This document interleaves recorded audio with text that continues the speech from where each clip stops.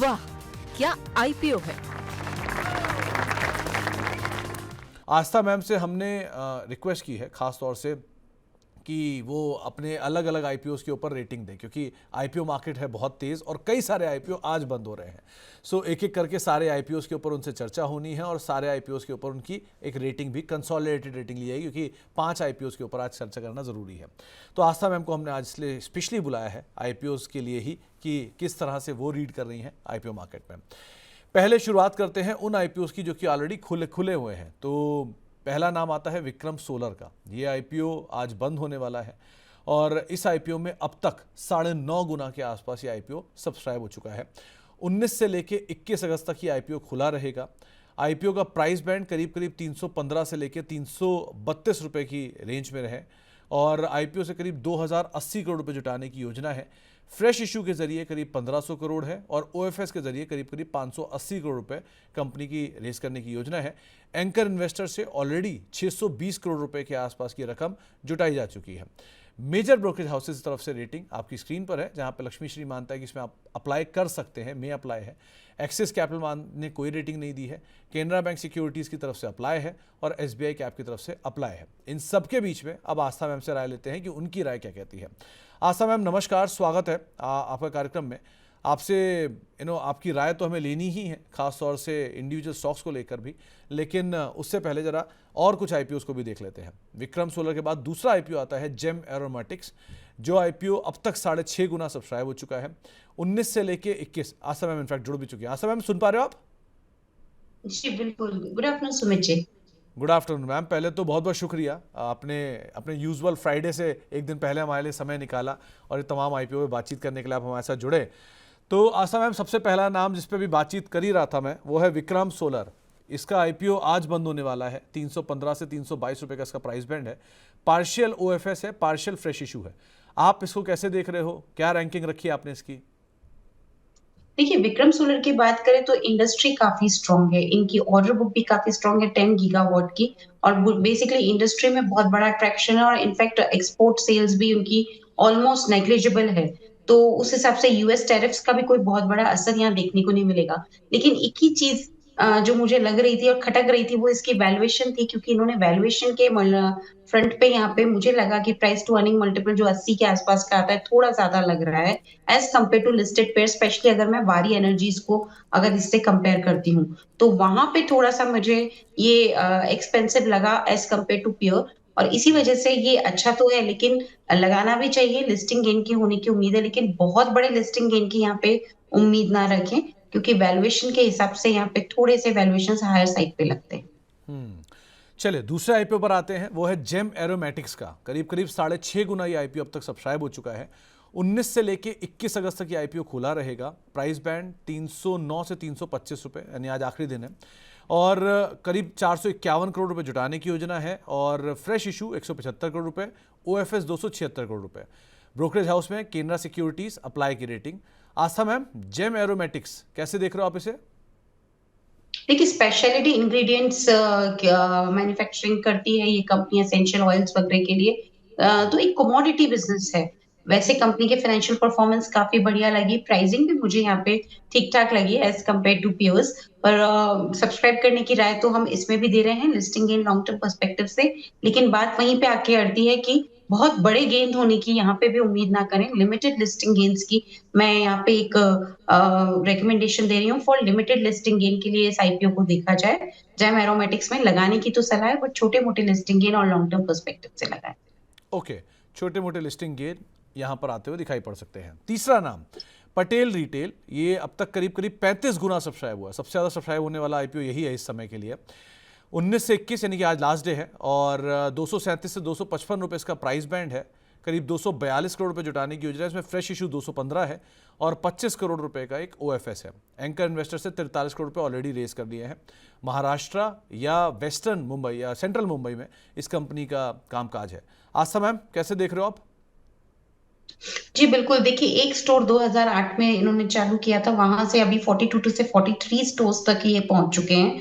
43% या 45% इनका रिटेल से बिजनेस आता है और रिमेनिंग 43-44% इनका नॉन रिटेल से आता है और 10% ट्रेडिंग से आता है। तो रिटेल से भी आता है और नॉन रिटेल से भी इनका रेवेन्यू कंपोजिशन है। मुझे ये आईपीओ ठीक-ठाक लगता है, इसमें भी सब्सक्राइब करने की यहाँ पे सलाह है क्योंकि इनकी ग्रोथ काफ़ी अच्छी है, जो मुझे लगता है कि वो एक इनके लिए काफ़ी अच्छा एक पॉइंट हो सकता है कि ग्रोथ इन्होंने बहुत बढ़िया यहाँ पे दिखाई है। वैल्यूएशन तो ठीक-ठाक ही रखे हैं, बाकी फाइनेंशियल परफॉर्मेंस भी यहाँ पे ठीक-ठाक है बट लॉन्ग टर्म पर्सपेक्टिव में मुझे लगता है कि ये और भी अच्छा परफॉर्म करता हुआ नज़र आएगा। तो सलाह इस पे भी वही रहेगी, सब्सक्राइब करिए पर लिमिटेड लिस्टिंग गेन और लॉन्ग टर्म पर्सपेक्टिव से लगाने की सलाह है। ओके, श्रीजी शिपिंग मैम 13.5 गुना ये आईपीओ सब्सक्राइब हो चुका है। आज इसका भी लास्ट डे है। 240 से लेकर 252 रुपए पर शेयर का प्राइस बैंड है। करीब 410 करोड़ रुपए जुटाने की योजना है। फ्रेश इशू के जरिए 410, पूरा का पूरा ओएफएस कुछ नहीं है। मेजर ब्रोकरेज हाउसेस की इसमें अप्लाई की राय है, Kunvar ji, Anand Rathi, BP, Canara, DR, GPL, Marwadi, सबकी। आपकी तरफ से क्या राय है? ट्रैक रिकॉर्ड फाइनेंशियल परफॉर्मेंस का काफ़ी बढ़िया लगा, स्पेशली रिटर्न रेशियोज़ की बात करें, तो बेहद आकर्षक रिटर्न रेशियोज़ यहाँ पे देखने को मिले हैं, स्पेशली रिटर्न ऑन इक्विटी 40% के आसपास का अपने आप में एक मजबूत केस बनाता है। दूसरी तरफ ये लॉजिस्टिक्स सॉल्यूशन प्रोवाइड करते हैं, ड्राई बल्क कार्गो की अगर हम यहाँ पे बात करें, तो इनका जो बिज़नेस मॉडल है और स्पेशली ये मेजर इंडियन पोर्ट्स और जेटीज़ पे काम करते हैं इंडिया और श्रीलंका में।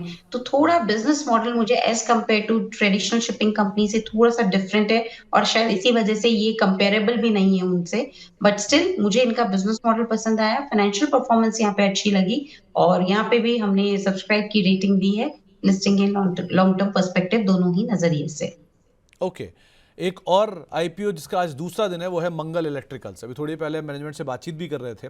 1.25 गुना ऑलरेडी सब्सक्राइब हो चुका है। आज सेकेंड डे है। 533 से 561 रुपये का प्राइस बैंड है।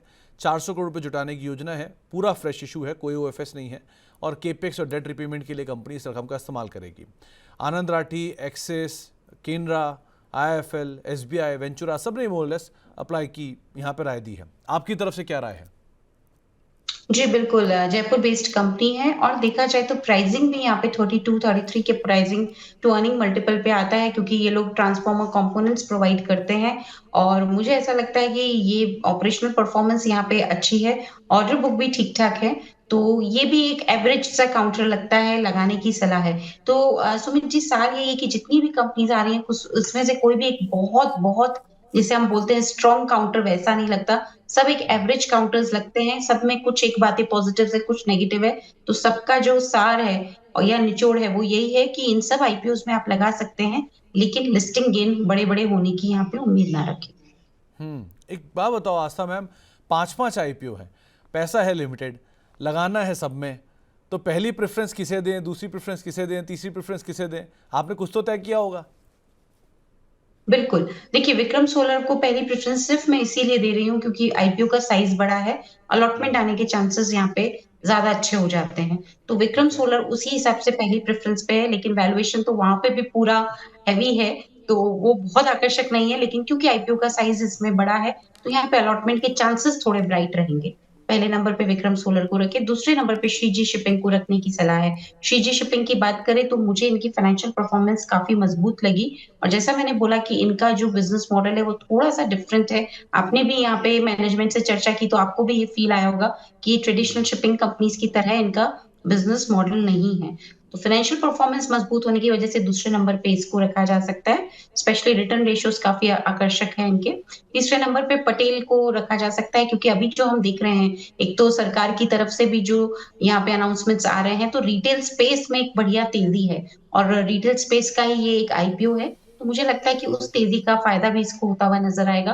तो पटेल रिटेल को तीसरे नंबर पे रखा जा सकता है, जेम एरोमेटिक्स को चौथे नंबर पे क्योंकि कमोडिटी बेस्ड बिज़नेस है इसलिए बहुत ज़्यादा आकर्षण यहाँ रह नहीं जाता, बड़े-बड़े लिस्टिंग गेन के हिसाब से। बट स्टिल एक डिसेंट कंपनी है with a decent financial performance. चौथे नंबर पे उसे रख सकते हैं और पाँचवें नंबर पे मंगल इलेक्ट्रिकल्स को। आस्था मैम, मुश्किल नहीं हो रहा ऐसे चुनना, कौन सा पहला, कौन सा दूसरा, कौन सा तीसरा? दिक्कत नहीं हो रही आपको? देखिए सुमित जी, मैं तो I am keeping my fingers crossed क्योंकि हमारे लिए तो रिजल्ट का दिन जब इनकी लिस्टिंग्स होगी वही होगा। ऐसा लगता है अभी तो हमारा एग्ज़ाम चल रहा है, अब देखते हैं हमारा रिजल्ट कैसा निकलता है, क्योंकि बहुत सोच समझ के दी गई और सबसे बड़ी बात है पहले भी ऐसा हुआ है, आपके चैनल पे भी 4-5 आईपीओज़ एक साथ डिस्कस किए, लेकिन तभी कॉन्फिडेंस बहुत मजबूत था क्योंकि बिज़नेसेस काफ़ी अच्छे थे, वैल्यूएशंस अच्छी थी। अभी के केस में ये चारों पाँचों आईपीओ में वैल्यूएशन के फ्रंट पे इतना ज़्यादा आकर्षण किसी में भी नहीं आ रहा था। तो वो एक कंसर्न था, इसीलिए मैंने लिमिटेड लिस्टिंग गेन का ही आपको यहाँ पे एक बात बताई है कि मुझे छोटे-मोटे गेन्स ही यहाँ पे लगते हैं, लेकिन ओवरऑल छोटे-मोटे गेन्स होने की उम्मीद है। तो डेफिनिटली ये एक टफ रैंकिंग रही है अब तक मैंने जितनी भी रैंकिंग्स की है। लेट्स सी अभी किस तरह से लिस्टिंग होती है क्योंकि मार्केट का मूड माहौल भी उस दिन बहुत ज़्यादा तय करेगा इनकी लिस्टिंग्स को। इनफैक्ट दर्शकों को बता दूं कि आस्था मैम के लिए बहुत टाइट शेड्यूल भी है। 2 से सवा 2 कहीं और बिजी थी, सवा 2 से ढाई यहाँ बिजी हैं, ढाई के बाद फिर उनका शो है। आस्था मैम बहुत बहुत शुक्रिया एक कम समय में हमारे साथ मौजूद रहने के लिए और साफ साफ सीधी थैंक सीधी यू। राय हमारे सामने रखने के लिए। आपसे कल डिटेल में बातचीत करेंगे, मुलाकात करेंगे, लेकिन आज आपने समय निकाला और हमसे चर्चा करी, उसके लिए बहुत बहुत शुक्रिया। एक बार ये आस्था मैम की जो रेटिंग है दोबारा आप स्क्रीन पर लेकर आइए, कैसे कैसे उन्होंने रेटिंग दी है। तो सबसे पहले जो आता है वो आता है विक्रम सोलार, जिसके ऊपर आप अप्लाई कर सकते हैं। फिर आता है श्रीजी शिपिंग, जहां पर आपको दूसरी प्रेफरेंस दी गई है क्योंकि विक्रम सोलर आईपीओ बढ़ा तो आपको आसानी से वहां पे पैसा मिल सकता है। पटेल रिटेल तीसरा नाम है, जेम एरोमेटिक्स चौथा नाम है और मंगल इलेक्ट्रिकल पांचवा नाम है। लेकिन हर कंपनी के लिए सार यही है कि आपको लिस्टिंग गेन अगर रीजनेबल मिले तो आप एक बार को वहां पे पैसा बुक कर सकते हैं। आस्था मैम लगातार बात बोलती भी रही हैं। आस्था मैम बहुत बहुत शुक्रिया हमारे साथ जुड़ने के लिए और बातचीत करने के लिए, और कल आपसे फिर मुलाकात करेंगे।